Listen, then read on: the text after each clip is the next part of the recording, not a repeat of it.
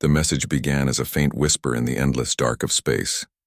It traveled across countless stars, carrying a tone of fear and desperation. It wasn't meant for Earth. It wasn't even meant for this side of the galaxy. But somehow, against all odds, that strange signal reached a small blue planet orbiting an ordinary yellow sun, a planet called Earth. At first, it was just another strange reading for the deep space communication teams, a signal full of distorted sounds and unknown symbols.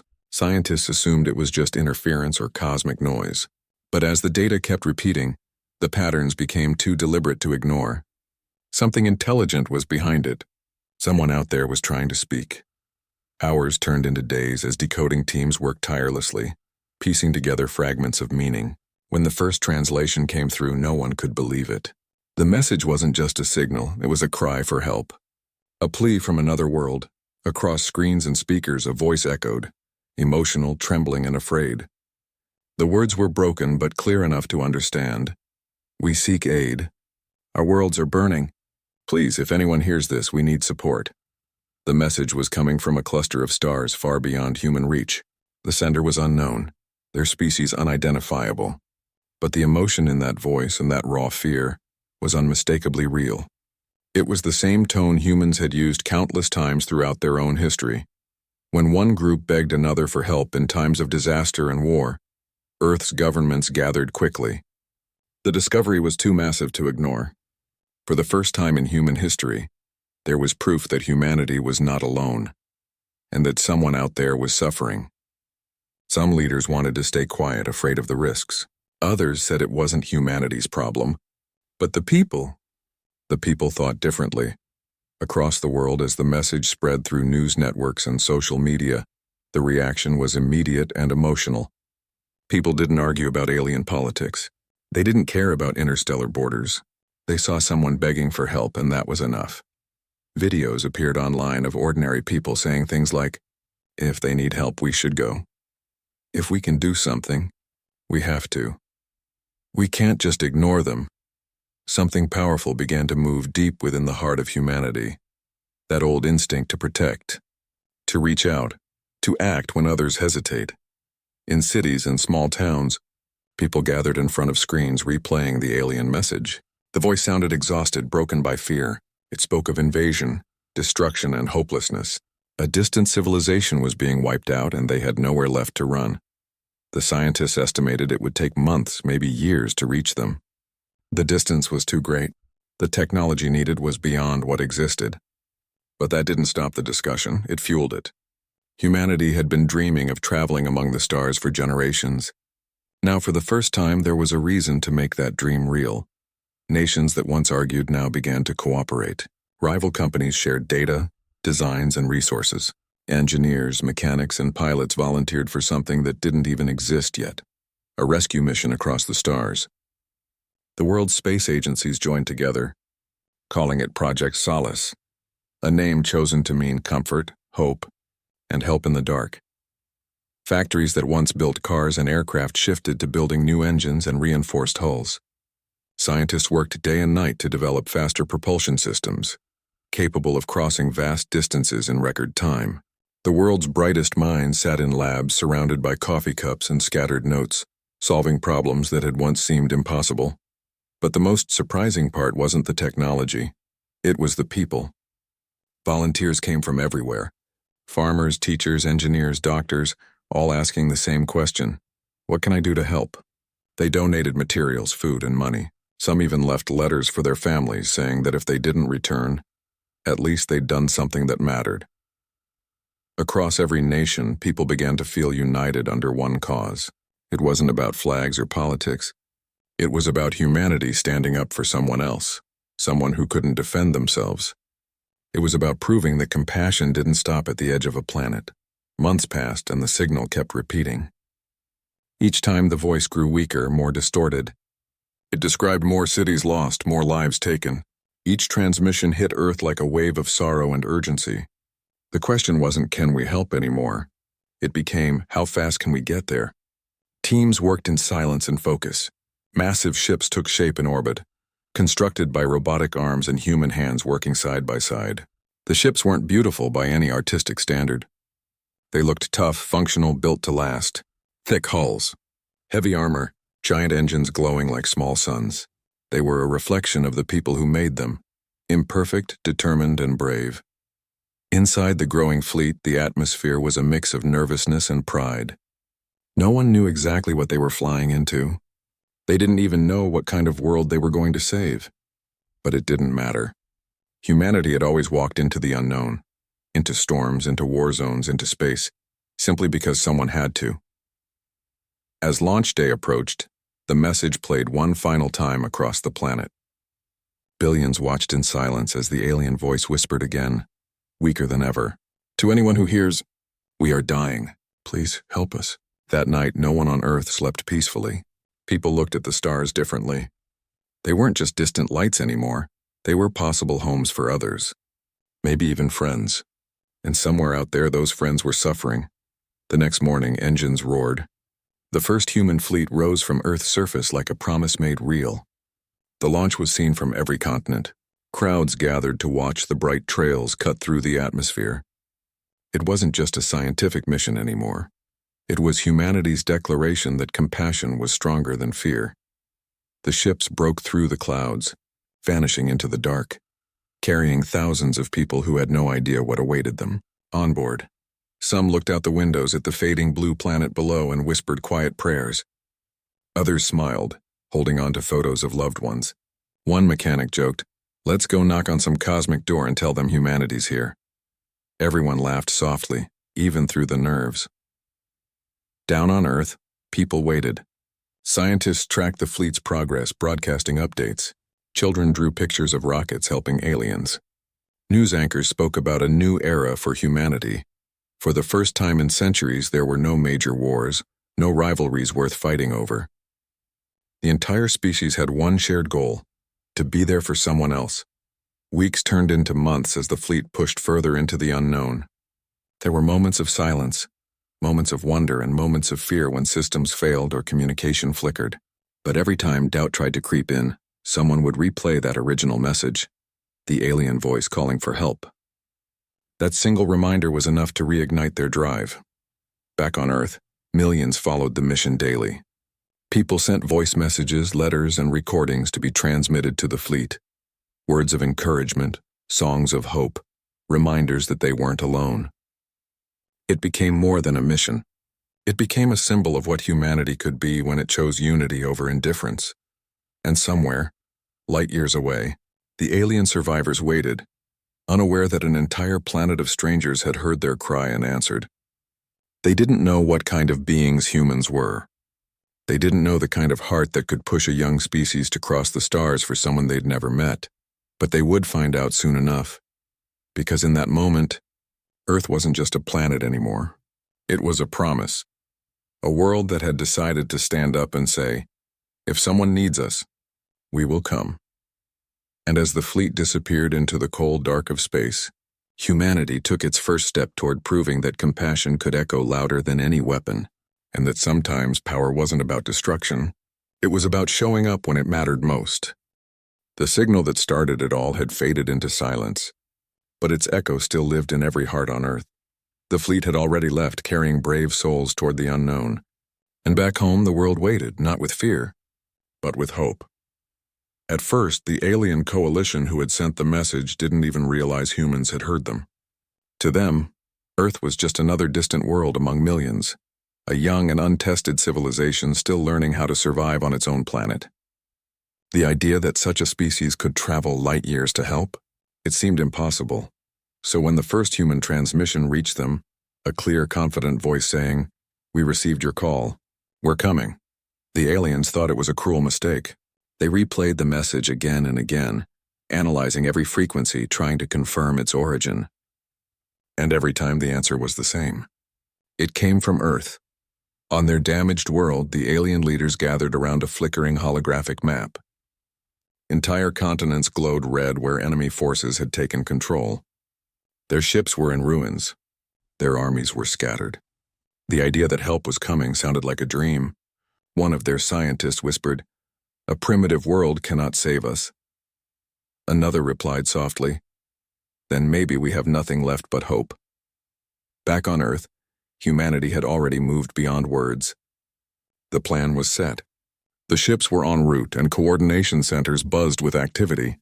Even though the fleet was far from home, communication relays kept the world connected to their mission. People across the planet tuned in every night to see updates, images of the ships in deep space glowing like stars. The internet was filled with messages of support. Children drew pictures of aliens holding hands with humans. Artists painted murals showing Earth's ships cutting through the darkness like a promise made of light. Every person on the planet felt a strange mix of pride and curiosity. What would these aliens look like? Would they be kind? Would they even understand gratitude? No one really knew. But what mattered was that someone out there needed help, and humanity had finally found its reason to rise above old divisions. In the command rooms of the human fleet, there was no sleep. Crew members worked in rotating shifts, monitoring systems, scanning the stars and adjusting navigation routes. The journey was long and lonely. Sometimes the silence of space pressed against them like a heavy blanket. Outside the ship windows, only the faint shimmer of distant galaxies reminded them how far from home they truly were. Despite the weight of the mission, there were moments of laughter and small comfort. One of the technicians made it a routine to tell stories during meal breaks, tales from Earth's history about people who never gave up, even when the odds were impossible. These moments mattered. They reminded everyone why they were out there. There were also moments of doubt. Some crew members quietly wondered if they were chasing a lost cause. What if the aliens were already gone? What if they arrived too late? But every time those fears grew, someone would replay the original distress signal, that trembling voice begging for aid. The sound reignited their determination. If they're still out there, one of the engineers said, then we can't stop. Not now. Days blurred into weeks. The fleet crossed dangerous regions of space filled with radiation fields and drifting debris. Some ships had to reroute to avoid losing power. Repairs were made in silence, sometimes by hand, sometimes by sheer will. These humans weren't soldiers by profession. They were explorers, scientists, builders on. But every one of them carried the same purpose, to reach those who had called for help. Finally, one evening, a faint signal appeared on their scanners. It was weak but recognizable. The same type of transmission as the original distress call. It was proof that the aliens were still alive. Excitement filled every corridor of the ships. After months of empty space, there was now a destination close enough to see on the monitors. A pale world surrounded by smoke and orbiting wreckage. The fleet slowed as they approached, their engines dimming like candles in the dark. From orbit, they could see the planet's surface, cities in ruins, fires burning even in daylight, and vast scars across continents where bombardments had struck. For a moment, the crew fell silent. This wasn't a story on a screen anymore. This was real. These were lives at stake. The command sent out a broad signal in every frequency they knew. This is Earth Fleet Solace. We heard your call. We've come to help. For minutes there was no response, just static and the faint hum of their own systems. Then at last a weak voice crackled through. Earth? You came. Cheers erupted across every ship. It was the sound of life, proof that someone had survived down there. The crew exchanged teary smiles and hugged each other. For the first time since leaving home, they knew their journey hadn't been in vain. The fleet prepared to descend, but first, they had to make sure the skies were safe.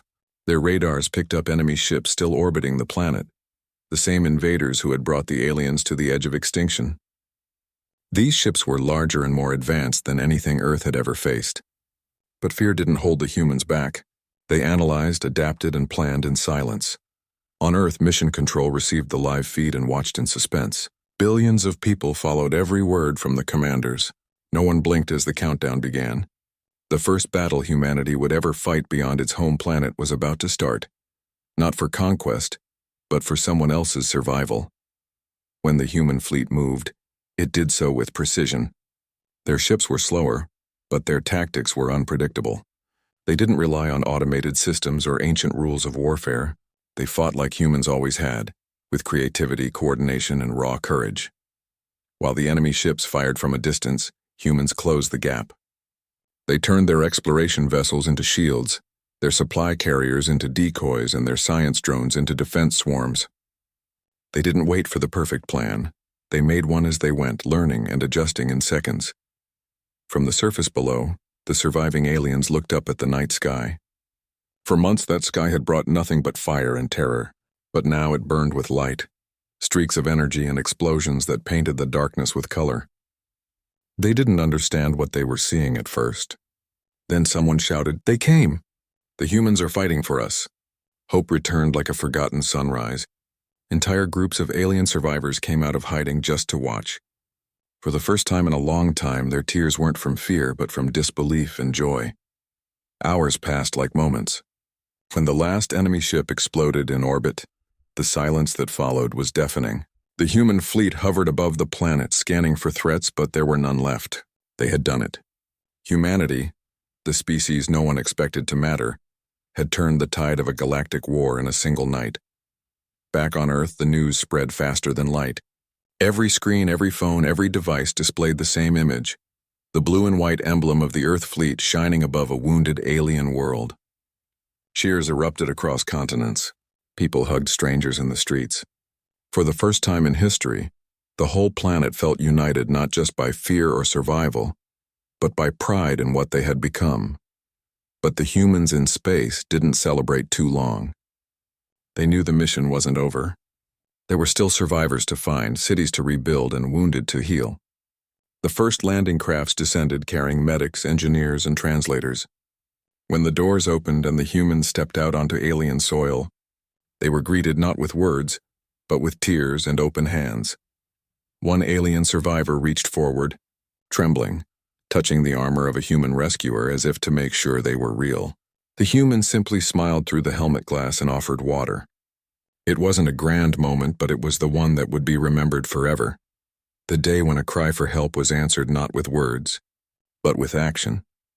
That night, as the stars shimmered above a half-ruined world, the aliens gathered around campfires built by human hands. They listened to the strange voices of their saviors, warm and calm, telling stories about Earth, about oceans, trees, and music. The aliens didn't understand every word, but they understood the tone. It was kindness. It was hope, and far away on a little blue planet. Billions looked up at the same stars, knowing that somewhere out there, humanity had made a difference, and that their message of compassion had finally reached the universe. The war-torn world slowly began to breathe again. Smoke still rose from broken cities, but the sky was no longer filled with enemy ships. It was filled with the quiet shapes of human vessels, strong, steady, and alive with light.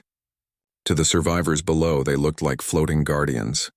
To the humans watching from the decks, it felt like standing on the edge of history. The first days after victory were full of noise, rescue beacons, landing craft engines, and endless radio calls.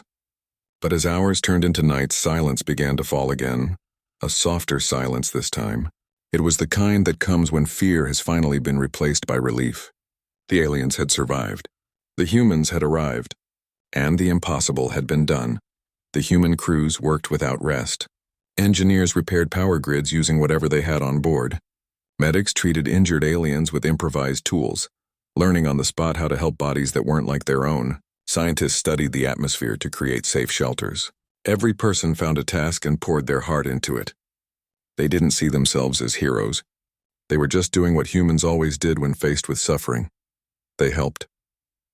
Sometimes when the alien survivors looked at them, there was disbelief in their eyes. These humans didn't demand anything. They didn't ask for land or tribute or control.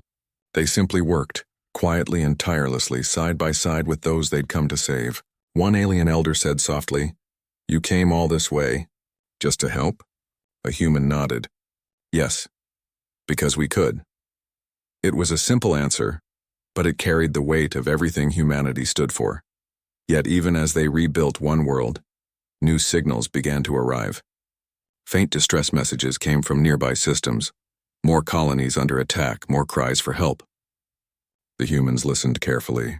They learned that the same enemy fleet had spread across several planets, crushing anyone who resisted. The battle here had been only one part of a much larger war. The leaders of the fleet gathered in the command chamber. On a large projection, they saw a map of the star systems. Dozens of glowing dots showing worlds in danger. For a moment, no one spoke. The room was heavy with realization. They hadn't just answered one call. They had stepped into something far greater than they ever imagined.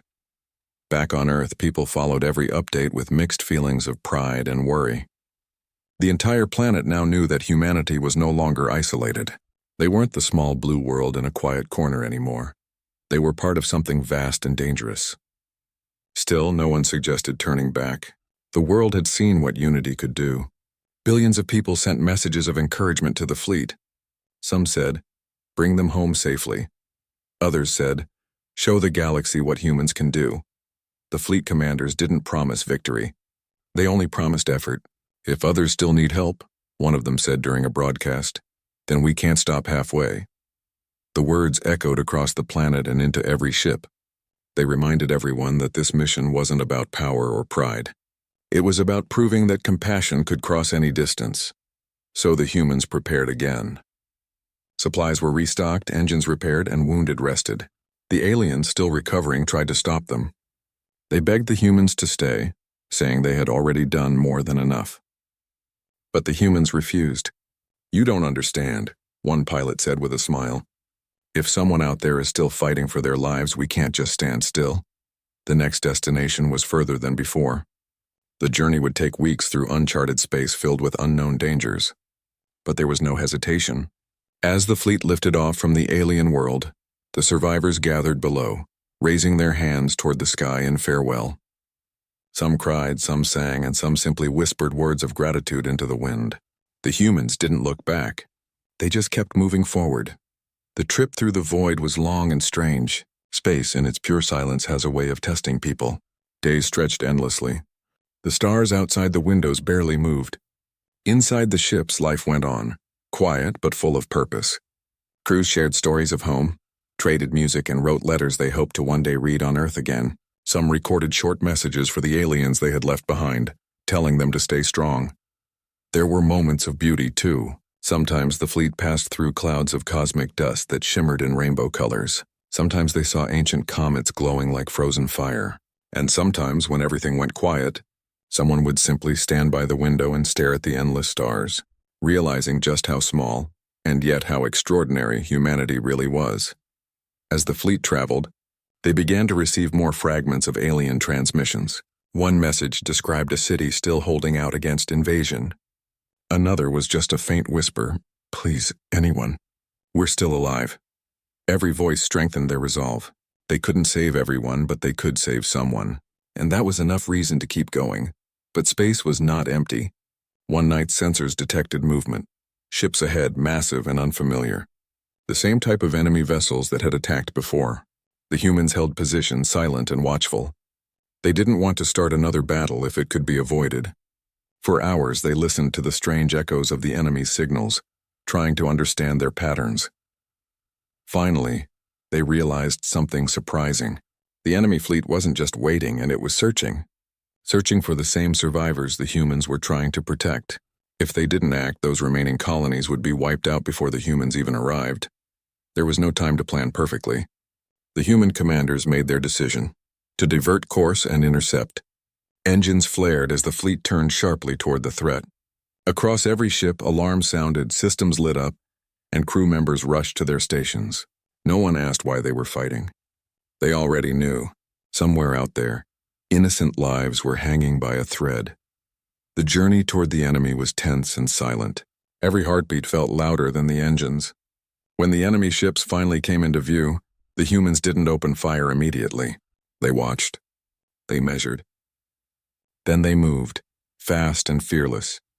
The first wave of human ships darted forward, their movements unpredictable. They released decoys that confused enemy sensors, creating the illusion of hundreds of targets. Other ships swooped underneath the larger enemy vessels, striking at weak points the aliens hadn't thought to protect. It wasn't brute force.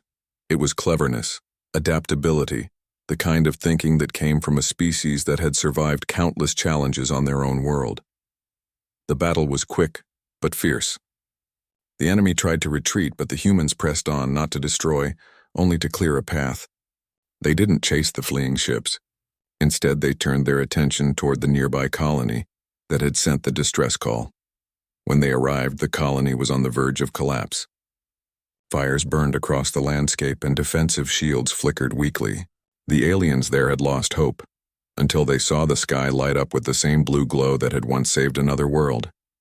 This time, the humans didn't have to introduce themselves. Word had already spread. The survivors looked up and whispered, "The humans came."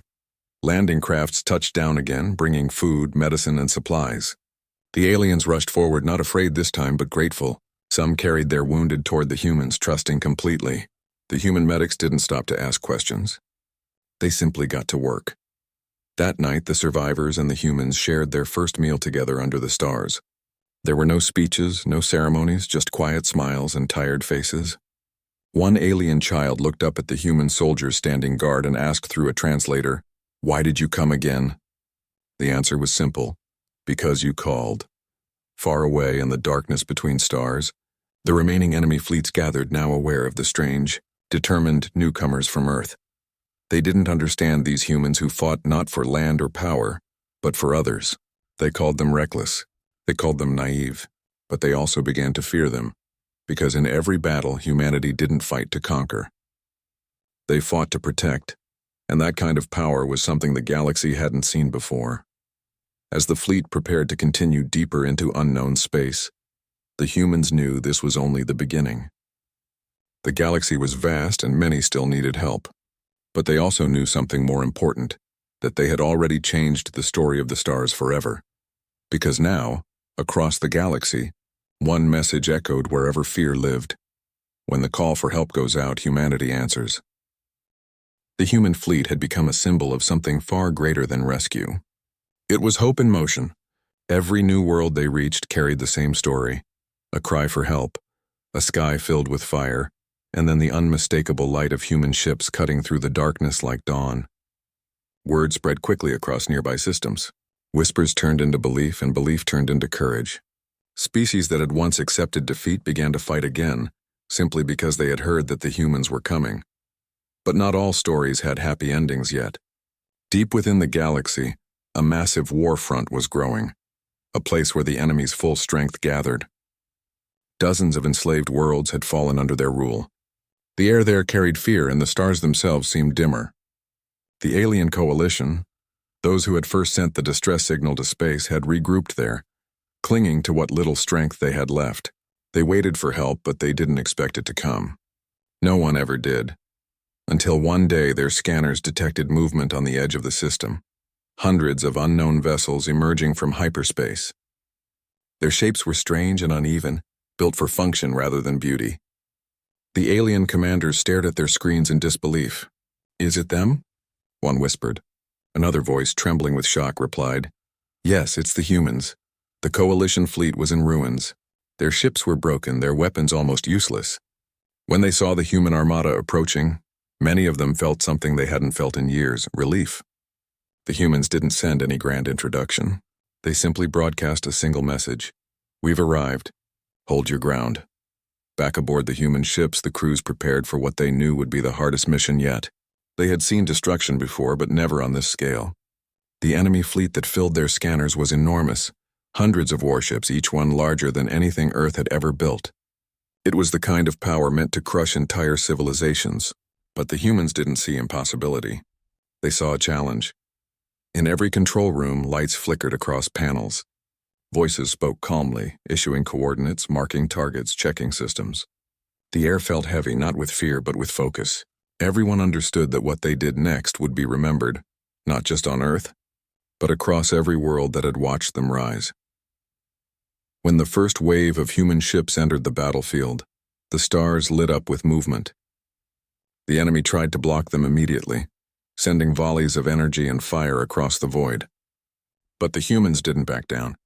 Their ships moved in perfect coordination, weaving through the chaos like a school of predators. They had studied the enemy's tactics carefully during earlier battles, and now, they used that knowledge with precision. The alien coalition watched from afar, stunned by what they were seeing. The humans weren't using traditional war strategies. They moved differently, unpredictable, fast, and creative. One moment they'd strike with surgical accuracy, and the next they'd vanish behind their own smoke screens, reappearing from unexpected angles. The enemy was stronger, yes, but strength alone meant nothing when faced with human ingenuity. Every few minutes, the human fleet sent short updates to the coalition's damaged ships. Simple, steady words like, "We're holding," "Stay low," "We've got you." Those words carried more comfort than any weapon ever could. On the ground below, civilians hiding in shattered cities listened to the radio in disbelief. The static-filled transmissions carried the voices of humans, calm, determined human, echoing across alien skies. Hours passed. The battle turned the heavens into a storm of light, but slowly the enemy began to falter. They were built for domination, not endurance. They didn't understand an opponent who refused to retreat, who would rather stand and protect than destroy. The humans pressed on with teamwork that felt almost instinctive.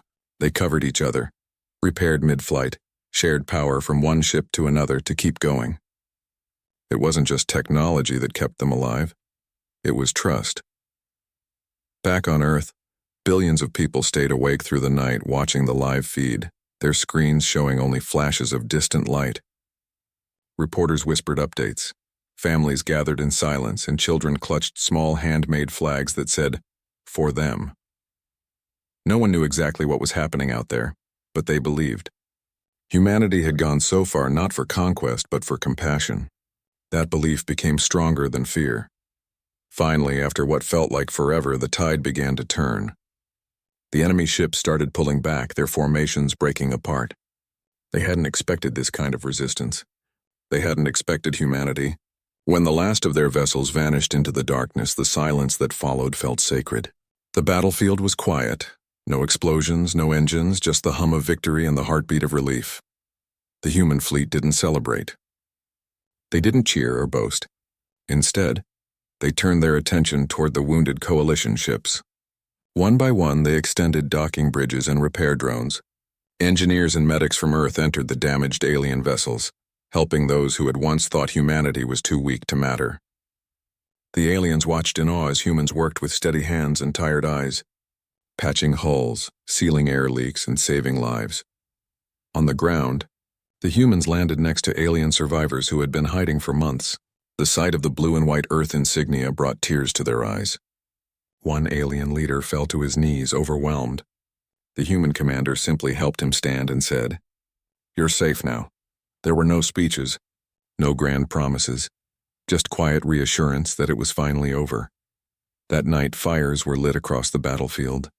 Humans and aliens sat together, sharing food, warmth, and silence. The air smelled of metal and smoke, but for the first time it also carried peace. Some of the aliens couldn't stop staring at their rescuers. They whispered among themselves about the stories they had heard, how the humans came from a so-called death world, a planet full of storms, predators, and chaos. They had thought such creatures would be violent or cold. Instead, they found empathy, patience, and heart. One alien child approached a human medic and offered a small piece of glowing stone, a token of gratitude from their people. The human smiled softly and placed it in a pouch, saying, "I'll keep it safe." That simple moment said more than any treaty could. As the stars turned overhead, the human fleet sent out a final transmission to Earth. The message was short. "The front is secure. The coalition stands. We'll begin rebuilding tomorrow." When it reached home, the entire planet erupted in celebration. Bells rang in cities. People lit candles in windows. Every major network replayed the message again and again. Humanity had done what no one else had ever dared, crossed the galaxy not for profit but for purpose. But even in victory, the humans knew there was more to do. The galaxy was wide, and this was only one corner of it. Many worlds were still in danger, waiting for someone to answer their call. The human fleet would stay, at least for a while, to teach, rebuild, and share knowledge. They helped the coalition design better defenses, built communication towers, and left behind medical units powered by their own technology. The aliens who once saw Earth as primitive now spoke of it with reverence. They called humans the responders, the ones who came when no one else would. Their stories spread from system to system, reaching worlds that had never even heard of Earth. In markets and meeting halls across the stars, people whispered about the strange species that brought both power and kindness in equal measure. Yet among the humans there was no prideful boasting. When asked why they came, their answers were always simple: because someone needed us. That was it. That was the truth behind their strength. When the coalition finally regained stability, they offered to give Earth a place of honor in their council, to recognize humanity's courage. The human representatives declined politely, saying, "We didn't do this for recognition. We did it because it was right." The aliens couldn't understand that kind of humility, but slowly they began to learn that power wasn't only measured in ships or weapons. Sometimes, it was measured in compassion. And so, as the human fleet prepared to leave for their next mission, thousands of alien voices filled the sky in farewell. Some sang in their languages, others sent messages of gratitude through light and sound. The humans didn't need to understand the words. They could feel their meaning. It was the same feeling that had carried them across light years: connection, hope, and the quiet satisfaction of knowing they had made a difference. As the engines roared to life, the fleet lifted into the stars once more. The alien worlds below watched in silence, their skies glowing softly as the ships vanished into the dark. For many, it was the most beautiful thing they had ever seen. Not an army leaving, but a promise continuing. And somewhere deep in the void, among the stars that stretched forever, humanity pressed onward, not to conquer, but to answer the next call for help, carrying with them the same message that had started it all: you are not alone. Weeks passed after the great battle. The war front that once burned across the stars had finally gone quiet. The skies that used to flash with explosions were now calm, filled with drifting ships and repair lights from the human fleet and their alien allies. The universe seemed to breathe again. Yet for the humans, peace was not a reason to rest, it was a reason to build. Across dozens of planets, the once ruined cities began to rise again. Humans didn't just drop off supplies and leave. They stayed, shoulder to shoulder with the survivors, rebuilding from the ground up. Some taught alien engineers how to make stronger shelters, while others helped children learn to read again in classrooms that smelled faintly of dust and hope. Everywhere the humans went, they left something behind that was even more powerful than weapons or machines. They left faith. Faith that things could be better again. The aliens had seen armies before, but they had never seen anything like this. Humans weren't just fighters. They were fixers, dreamers, builders, and listeners. They didn't rule or demand, they collaborated. They made everyone feel like equals. There was one moment that spread through the galaxy faster than any news broadcast. On one of the rebuilt colonies, an alien leader, old and scarred from years of battle, approached a group of human engineers who were repairing an energy plant. He thanked them for saving his world and offered them treasures, precious metals, rare gems, and honor titles. The humans politely refused. One of them simply smiled and said, "We didn't come for that. We came because it was the right thing to do." That simple sentence echoed across 100 worlds. People quoted it in markets, printed it on walls, and whispered it before sleep. It became a symbol of how strange humans were. Dangerous in battle, but soft at heart. Even their enemies couldn't understand it. Why would a species from such a harsh planet, known for its violent storms and fierce creatures, choose kindness when it could have chosen dominance? The answer was simple: that's just who humans were, but not everyone in the galaxy understood. Far away in the outer sectors, there were governments and empires that watched Earth's growing reputation with suspicion. They wondered if humanity's compassion was a mask for something else. Control, perhaps. These powers had ruled through fear for centuries, and they couldn't imagine anyone gaining influence without manipulation. So they sent spies, diplomats, and observers to study the humans.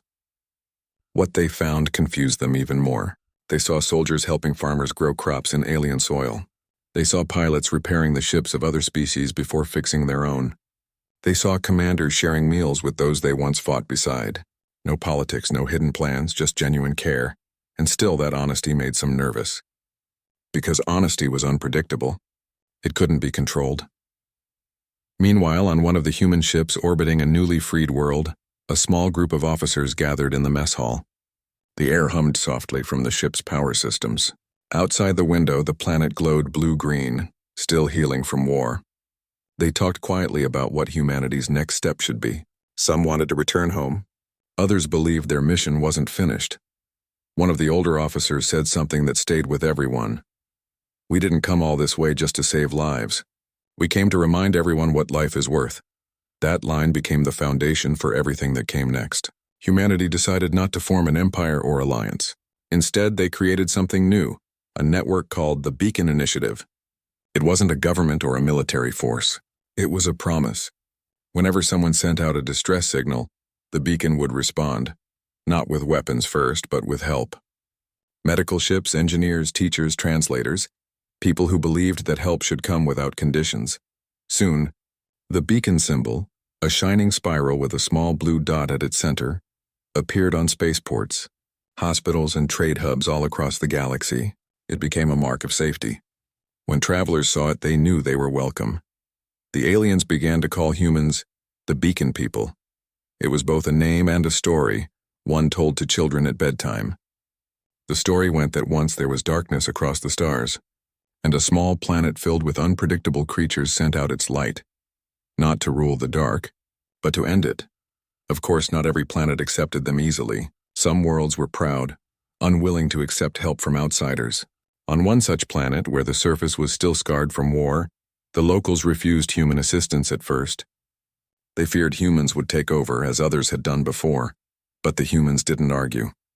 They set up a small camp outside the main city and began cleaning the nearby river quietly, day by day, without asking for anything. The aliens watched from a distance as the humans repaired broken bridges, purified the water, and planted new trees. It took weeks before one of the local leaders finally came to them and said, "Why do you keep helping us if we push you away?" The answer was soft but steady. "Because someday, when we're the ones who need help, we hope someone will do the same." That single sentence changed everything. The locals began to help them. Soon the whole city joined the effort, side by side with the humans. For the first time in years, laughter returned to the streets. This was how humanity spread, not through force, but through example. They didn't demand others to follow them. They simply lived their values so strongly that others began to believe in them too. Back on Earth, things had changed as well. People watched from their homes, proud but humble. They saw footage of their astronauts teaching alien children how to paint, or helping rebuild libraries destroyed by war. For the first time in human history, the people of Earth didn't just see themselves as Earthlings, they saw themselves as part of something much larger. Students started studying alien languages in schools. Artists painted starscapes filled with new worlds. Scientists worked with alien engineers to create technology that could heal planets and clean poisoned air. Humanity wasn't just changing others, it was changing itself. But with growth came responsibility. The human leaders knew that power could corrupt even the best intentions. They created strict laws to prevent their technology from being used to dominate or harm. They kept everything transparent, open for all to see. "We lead by example," one diplomat said, "not by command." In the years that followed, the galaxy slowly began to heal. Former enemies started trading with each other. Worlds once divided by fear now exchanged teachers and artists instead of soldiers. Humanity didn't control this peace, but they had inspired it. Still, there were challenges. There were planets too far, signals too weak to reach, and people still suffering in silence. The Beacon Initiative expanded, sending ships deeper into the unexplored parts of the galaxy. Each mission carried the same simple rule: we respond to those who call. One of these missions became legendary. A human medical ship received a faint, broken signal from a dying moon on the edge of known space. It was far dangerous and uncertain. Many thought it was a trap or simply a malfunction. But the crew didn't hesitate. They jumped through hyperspace following the call. When they arrived, they found a small group of aliens barely alive, surrounded by wreckage. They treated the wounded, repaired their ship, and gave them food. Before leaving, one of the survivors asked, "Why would you come so far for us?" "We didn't even think anyone could hear us." The captain smiled and said, "We heard, and that's enough." That phrase, "we heard," became another legend, another symbol of what humans stood for. Across the stars, the message was simple: if you call for help, someone will answer. Back in the rebuilt cities of the Coalition, statues of the human fleet began to rise. Not of warriors holding weapons, but of ordinary people holding out a hand. The inscriptions beneath them always said the same thing. They brought power and they brought awe, but above all, they brought hope. By now, even the most skeptical races had begun to understand. Humanity's greatest power was not in their machines or their strength. It was in their hearts, the ability to care beyond themselves, to cross galaxies not for conquest but for connection. And so, the legend of humans continued to grow. Not as conquerors but as guardians. Not as rulers, but as reminders that even in the vast cold of space, compassion could still burn brighter than any sun. The universe had seen many empires rise and fall, but it had never seen anything like this. A species that turned their survival instincts into empathy, their chaos into courage, and their endless curiosity into unity. They were not perfect, not without flaws or mistakes, but in a galaxy once drowning in despair, the arrival of humans had changed everything. They had turned war into rebuilding, fear into friendship, and darkness into light. And somewhere on the edge of the stars, a small human ship continued its journey, its engines glowing softly, its crew ready to answer the next voice that whispered through the void. We need help. Because that was what humanity did best. They listened, they cared, and they acted, not for glory, not for power, but simply because they could. Years had passed since humans first answered the galaxy's desperate call for help. What began as a rescue had turned into something far greater, a quiet revolution of kindness. Across the stars, from glittering worlds to lonely outposts, the story of humanity was told again and again. Some called them the saviors from the death world. Others called them the bringers of light. But to most, they were simply known as the ones who came when no one else would. The galaxy was different now. Where once there had been fear and division, now there was cooperation and trust. The Beacon Initiative had become a symbol of unity, a promise that no voice would be ignored, no signal left unanswered. The sight of a ship with the Earth insignia meant safety. It meant that help had come, but even as the universe healed, new challenges appeared. Not every system was ready for peace. Some still carried the scars of the past. Some feared change. Others, hidden in distant corners, struggled in silence. And that was where humanity continued to go, not to be heroes, but to do what they always did best: help, rebuild, and remind others of hope. One of the most touching stories from those years came from a small mining colony near the edge of known space. The colony had been cut off for decades after the wars. Their communication systems were damaged, their crops dying, and their people losing faith. When the humans arrived, the colonists were too weak even to stand. They had given up on being rescued long ago. The humans didn't ask for thanks. They just started working. They set up solar farms, shared food, fixed air filters, and cleaned the poisoned soil. Slowly, the colony came back to life. One evening, as the sun set behind the dusty hills, the colony's children gathered around the humans' campfire. They had never seen people like them before. Soft-faced, scarred by weather, eyes filled with warmth. A little alien child asked one of the humans quietly, "Why do you keep helping people so far from your home?" The human looked at the flickering fire and said softly, "Because once we were alone too, and someone believed we could be more."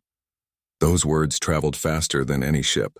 They reached other worlds, other ears, and reminded everyone that even the strongest species had once been fragile. It wasn't power that made humans great. It was understanding. They had suffered, fallen, rebuilt, and learned what it meant to care. Years later, the same colony sent its own ship into deep space, bearing the beacon symbol. They too began answering distress calls and following the example set by the humans. Slowly, other species joined in. Before long, the Beacon Initiative was no longer just a human effort. It had become galactic, a joint mission of compassion that connected worlds like never before. Even planets that once feared humans now opened their doors to them. Great councils invited them to share their wisdom, but humans never tried to lead or rule. They always said the same thing: "We are just one voice among many. Together we are stronger." That humility surprised everyone. The galaxy had seen conquerors, tyrants, and rulers, but never leaders who refused power. Humanity didn't want control. They wanted connection. They believed that unity was worth more than dominance. As time went on, new generations grew up hearing stories of Earth, not as a dangerous planet, but as a home of survivors who had turned their hardships into compassion. Children from alien worlds learned human songs and read stories about Earth's oceans, mountains, and skies. Schools even began to teach the principles of the beacon: courage, cooperation, and care. Humanity's example had started something unstoppable. Old borders dissolved. Once isolated planets began trading, sharing knowledge, and building together. New cities rose across worlds that had once been wastelands. Each one bore traces of Earth's influence: gardens with earth flowers, statues of helping hands, and walls inscribed with simple human phrases like, "We rise by lifting others." But not all of humanity's efforts were about rebuilding. Some were deeply personal, quiet moments that never made it into reports or news. There was a story about a single human engineer who stayed behind on a freezing moon after a disaster. He worked for months with the survivors, teaching them how to repair their heating systems and power grids. When rescue ships finally arrived, he refused to leave until every person was safe. When they asked him why, he said, "If we leave even one person behind, then we haven't done enough." That story became legend. Statues were built in his honor, not of a soldier but of a man holding out his hand, offering warmth. Moments like these defined what humans meant to the galaxy. They didn't save others for glory. They did it because it felt right, because helping made them human. Soon something beautiful began to happen. Humanity's way of thinking spread so deeply that even the most advanced alien societies began to change how they saw themselves. They started to focus less on power and more on purpose. They began teaching kindness as a strength, not a weakness. And for the first time in galactic history, peace didn't feel temporary. It felt real. Years later, a great gathering was held on a neutral planet known for its vast silver plains. Delegates from hundreds of species came together to form what would later be called the Council of Light. It wasn't a government. It was a symbol of unity. The goal was simple: to keep the spirit of the beacon alive forever. When the time came for speeches, everyone turned to the human representative. She stood quietly before the crowd, looking at faces of every color and shape, beings from worlds she had only seen in star charts. The silence was deep. She spoke softly, but every word carried across the field. "We came into the stars because someone called for help. We didn't know what we would find or if we'd even survive. But what we learned out here changed us.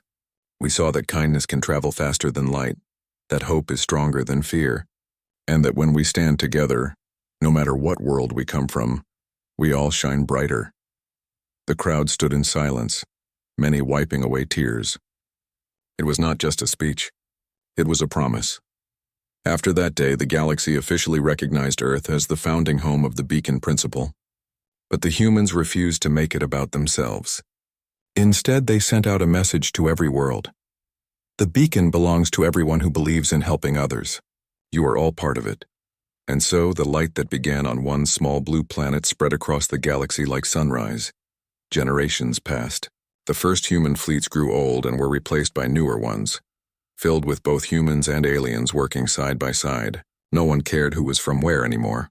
Ships flew under a shared banner, not of Earth, not of one species, but of unity. The galaxy had become a family. Somewhere, in a quiet corner of space, an old human captain sat alone on his ship, watching the stars drift by. He thought about how far his people had come, from a single world full of struggles to a galaxy filled with allies. He smiled softly, thinking of how it all began. A simple SOS, a call for help and humanity's answer. He looked out at the stars and whispered, "We really did it." No one heard him, but maybe the universe did, because in that moment the stars seemed to shine a little brighter. And that was the real legacy of humans. Not their ships, not their technology, but the way they made others believe again. They turned a cold, silent galaxy into a place filled with connection and warmth. Even centuries later, when travelers crossed unknown systems, they would still find the beacon symbol carved into rocks, painted on walls, glowing on old ruins, and a sign that said, "You are not alone," and maybe somewhere out there, when a small voice whispered through the endless dark, "Help us," someone would always answer. Maybe it would be a human. Maybe it would be someone inspired by them. But the answer would always carry the same spirit, that same unshakable promise that began with Earth. "We hear you. We're coming." That was how humanity changed the stars, not by force, but by faith. Not by ruling, but by reaching out. They came from a world that taught them how to fight, but they chose to love instead. And in doing so, they became something more than just survivors of a dangerous planet. They became the heartbeat of the galaxy. The stars would remember them forever. The ones who brought power and awe, yes, but who also brought something far greater: hope.